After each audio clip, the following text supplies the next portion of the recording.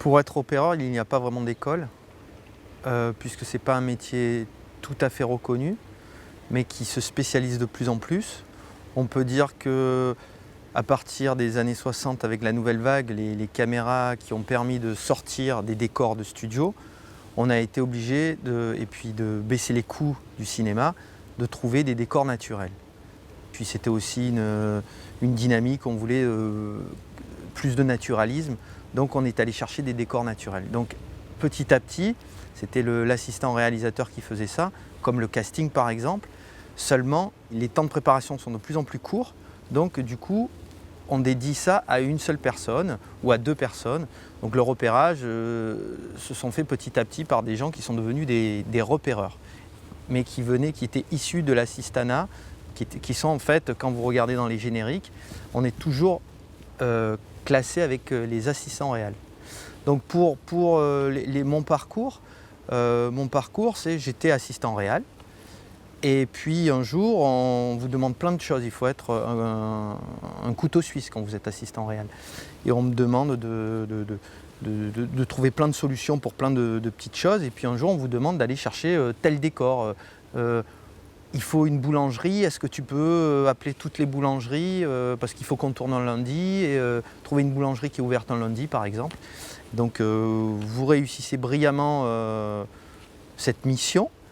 Et puis on vous rappelle petit à petit pour d'autres décors. Et puis petit à petit, on vous appelle seulement pour trouver des décors parce que vous réussissez dans ce domaine.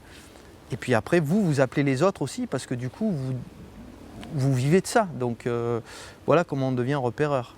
En tout cas, comment je suis devenu repéreur. Et puis, il y a des choses qu'il ne faut pas négliger dans le repérage. Le cinéma, c'est un travail d'équipe. Mais le repérage, c'est un travail de solitaire. Donc, une des choses les plus difficiles dans ce métier de repéreur, dans cette activité, c'est la solitude, qui est pas que tout le monde ne supporte pas. Vous pouvez...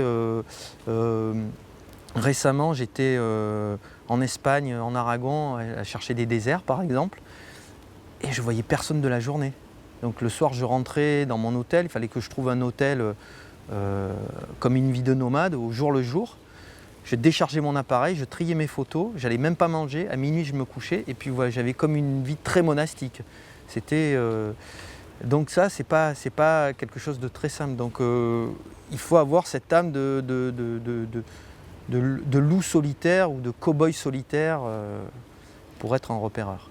Moi j'ai envie de dire qu'un bon repéreur n'a pas besoin de connaître bien la région, mais c'est vrai que c'est un atout. C'est un atout parce que les productions aiment employer des gens qui sont du coin parce que ça leur évite de les rémunérer pour le logement par exemple, parce que c'est des coûts supplémentaires. Mais par exemple pour l'Aragon, je ne connaissais pas du tout l'Aragon avant, mais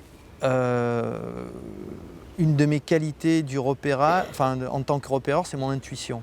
Mon intuition et mon sens de l'orientation. Donc des fois, il m'arrive de tomber dans des endroits, même moi, je me surprends de comment j'ai trouvé ce lieu. C'est parce que j'aime ça, j'aime me perdre pour trouver des lieux. Donc je pense pas, je pense que ceci ne s'applique pas seulement à moi, mais il y a d'autres repéreurs qui sont comme ça, on est, en anglais, repéreur, on appelle ça location scout. J'allais dire, c'est un terme un peu militaire, c'est éclaireur. C'est les Indiens dans l'armée américaine qui pistaient, c'était les éclaireurs. Donc on arrive avant le début de la troupe, donc on est des éclaireurs. Donc c'est vrai, connaître la région pour être un éclaireur, c'est mieux, mais on peut facilement trouver... un film qui va sortir de Marc Fitoussi, qui s'appelait au départ Folies Bergère, mais je crois qu'il a changé de nom avec Daroussin et Isabelle Huppert. On m'a demandé d'aller chercher des fermes d'élevage de vaches à viande en Haute-Normandie. Je ne connaissais pas du tout la Haute-Normandie et je ne connaissais absolument rien aux fermes de vaches à viande. Mais j'ai rempli ma mission parce que être repéreur, c'est aussi arriver dans des endroits et justement vite décoder cet endroit pour trouver le bon décor.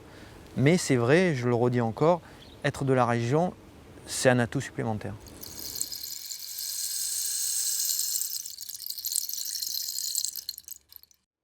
J'ai envie de dire qu'Athel est une femme formidable. Elle a le don d'embarquer tout le monde avec elle et de motiver les gens sur ses projets. Ce n'est pas une qualité, j'allais dire, de tous les réalisateurs, mais c'est quelqu'un qui joue collectif et qui sait ce qui en fait, je pense, une grande réalisatrice. Elle sait déléguer des choses qu'elle ne sait pas faire et de trouver, c'est un bon chef d'orchestre, de trouver les bons musiciens pour l'aider à ça. Et de les motiver, c'est sa force. La première chose qu'elle m'a demandé, c'était de trouver une ville, puisque je suis vraiment arrivé très en amont de ce projet, parfois sur des repérages. On vous appelle au dernier moment parce qu'un décor, on a perdu un décor, donc on vous demande de trouver en urgence ce décor. Là, la préparation du film n'avait pas encore commencé, et donc on savait qu'on devait tourner en Languedoc, mais on ne savait pas où. Donc la mission que j'ai eue dans un premier temps, c'était de trouver la ville où on allait tourner. J'avais quelques critères pour trouver cette ville. Il fallait trouver une cité HLM, où Suzanne et son papa et sa sœur habitent. Trouver une ville de moyenne importance, qui fasse petite ville, mais qui fasse un peu ville, pas sur j'allais dire pas sur un axe routier, mais une ville un petit peu enclavée, qui est à l'écart. Il fallait contrebalancer parce qu'on devait tourner à Marseille, et ça c'était sûr qu'on allait tourner à Marseille, contrebalancer avec cette grande ville qui est Marseille. Donc je me suis orienté vers 3 villes dans le Languedoc, Nîmes, Lodève et Alès. Pour chaque ville, pendant 2-3 jours, il fallait que j'arpente la ville et que je fasse des photos. Ce qu'on appelle en anglais un moonboard, c'est-à-dire l'atmosphère, donner une atmosphère de la ville avec une série de photos. Donc j'ai fait des photos de Lodève, de Nîmes. Et honnêtement, quand je suis arrivé à Alès, j'ai dit c'est là où il faut tourner. Je me suis dit c'est là. Et j'ai eu cette conviction parce que je trouvais la cité HLM qui est au centre-ville d'Alès très très graphique.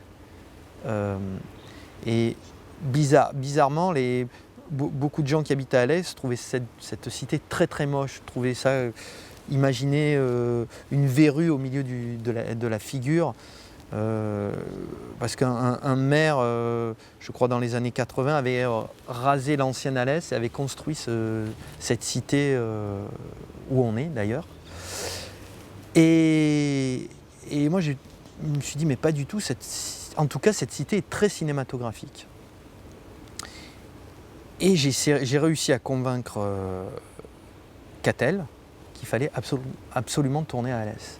Mais bon, j'ai réussi, mais je pense que Catel aussi s'est aperçue d'elle-même que cette cité avait un potentiel et que la ville d'Alès avait un potentiel pour y ancrer son histoire, l'histoire de Suzanne.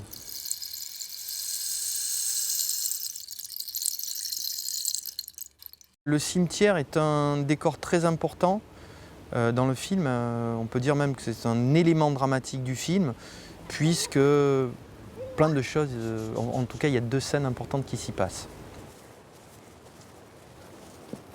Suzanne, Oui. tu peux mettre ça à la poubelle? Merci.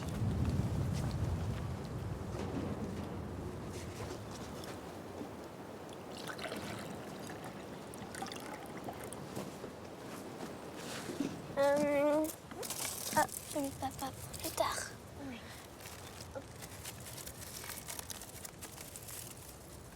Bonjour, Winnie. Ok. Est-ce que t'aimes papy? Papy et Dieu? Pas trop. Il pue. Il la bouche. Oh, vous allez mollo, papy et Jay. On a envie d'aller aux urgences après. Il fallait que le cimetière soit un lieu de rencontre. Alors il y a un petit décalage, c'est que c'est une famille d'origine polonaise. Et donc ils sont catholiques. Et chez les orthodoxes, les Russes par exemple, on pique-nique facilement sur les tombes des défunts. Une manière de les retrouver. Donc Catel, je crois qu'elle a été inspirée par ça. Donc elle s'est dit non, mais ils sont catholiques, mais tant pis. C'est vrai que finalement, pourquoi pas, ces deux petites filles qui sont orphelines, pourquoi pas le père, pour créer du lien avec leur mère, qu'elles n'ont peut-être pas à peine connue, revient régulièrement sur cette tombe. Donc du coup, il fallait qu'il y ait de la place autour de cette tombe pour qu'ils puissent pique-niquer. Ça, c'était le premier point. Le deuxième point, c'est un lieu qui revient souvent dans le film. Et ce lieu marque des périodes, le temps qui passe. Donc il fallait que ça se voit dans les arbres. Quand Catel a écrit ça, elle n'était pas forcément ancrée dans le Languedoc. Elle était au départ assez universelle. Donc elle imaginait le temps qui passe en montrant le cimetière, les feuilles des arbres qui tombent. Les saisons rythment le temps qui passe, rythmé par les saisons, et ça se voit dans le cimetière. Donc ce qu'elle m'a demandé, c'est un endroit où on voit des arbres et où ces arbres perdent leurs feuilles, puisqu'il y a le printemps, il y a l'été, l'automne, l'hiver. Seulement, dans le sud de la France, la plupart en tout cas dans cette région, la plupart des cimetières ont des cyprès. Et les cyprès n'ont pas de feuilles d'abord, donc les cyprès restent, et d'ailleurs restent égales à eux-mêmes. Donc du coup c'était assez complexe pour trouver ce cimetière, parce que je lui ai montré beaucoup de cimetières, il y avait toujours quelque chose qui n'allait pas. On a vu le cimetière de la Grande Combe, on a vu un cimetière à Alès, je lui ai montré, je crois, un cimetière au Grau-du-Roi, on est allé voir le cimetière de Nîmes, on est allé voir des cimetières dans les Cévennes, parce que je lui ai dit peut-être dans les Cévennes, en montant dans la montagne, on va les saisons seront peut-être plus rythmées, il faut s'éloigner du sud pour éviter les cyprès. Mais bon, on n'est pas assez loin, de toute façon on avait toujours des cyprès.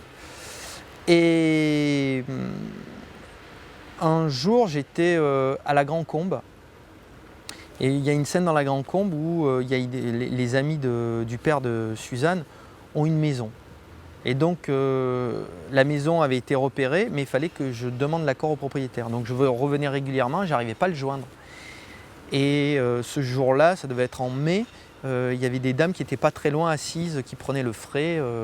Et je leur ai dit ce que je faisais, que j'étais repéreur dans le cinéma, qu'on cherchait des endroits pour le décor d'un film. Et je leur ai parlé d'un cimetière. Et elles m'ont dit, allez à Laval, qui était juste au-dessus de la Grande Combe, il y a un très joli cimetière. Et c'est comme ça que j'ai trouvé le cimetière du film. Donc je suis allé à Laval, qui n'est pas près de la Bretagne, mais plutôt juste au-dessus de la Grande Combe, un tout petit village, avec un très joli cimetière où il y a de l'espace, où on pouvait faire un pique-nique autour d'une tombe, avec les montagnes autour. Et on pouvait sentir les saisons qui passent, parce que les cyprès ne sont pas très présents. Voilà.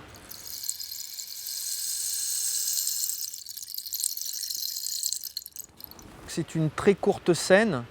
On voit dans la scène, Suzanne sort du lycée et son papa la récupère avec son semi-remorque.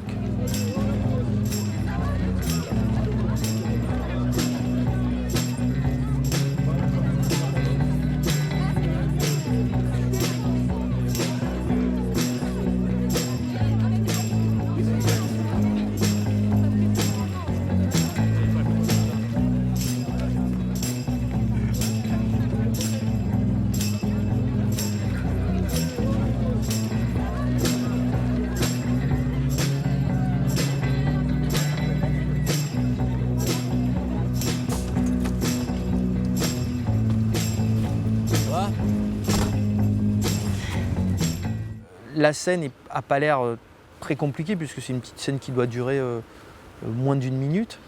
Mais finalement, il y avait quand même deux points. Il fallait que ce lycée représente quelque chose de carcéral pour Suzanne, quelque chose qui la pèse. Et d'ailleurs, juste avant, Suzanne est toute petite, et là on la retrouve à l'adolescence.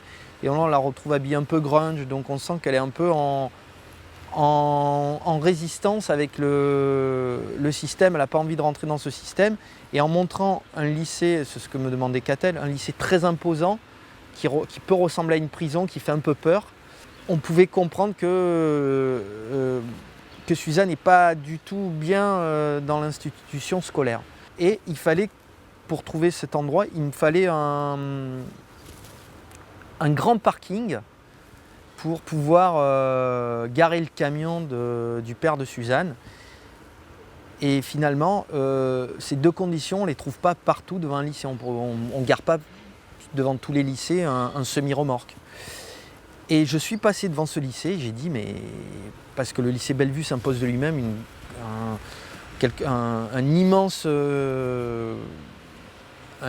building, pas un building, mais un immense édifice sur une colline et en béton qui peut avoir une architecture très pesante. Et à côté, on avait un grand parking où on pouvait faire stationner un camion. Donc j'ai dit, c'est le lieu qui va plaire. Et j'ai pas eu besoin de chercher beaucoup de décors comme le cimetière. Tout de suite, elle a dit, ah oui, c'est ça.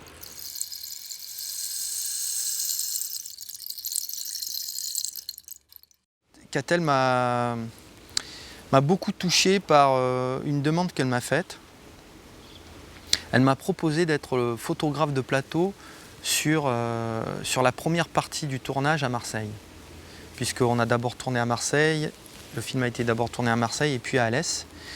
Le photographe de plateau choisi n'était pas disponible pendant la première partie. Chose que j'avais jamais faite avant, mais le repérage nécessite d'avoir un œil pour faire des photos. Mais c'est pas qualifié de photos artistiques ou de... On ne vous reconnaît pas pour ces photos. Et là, Catel a reconnu mon travail de repéreur et de photographe en me proposant de faire les photos sur le plateau. Et j'ai été beaucoup touché par ça. Et en plus, c'est arrivé le premier jour de tournage, c'était le jour de mon anniversaire. Donc c'était le plus beau cadeau qu'on pouvait me faire. Voilà. Merci Catel.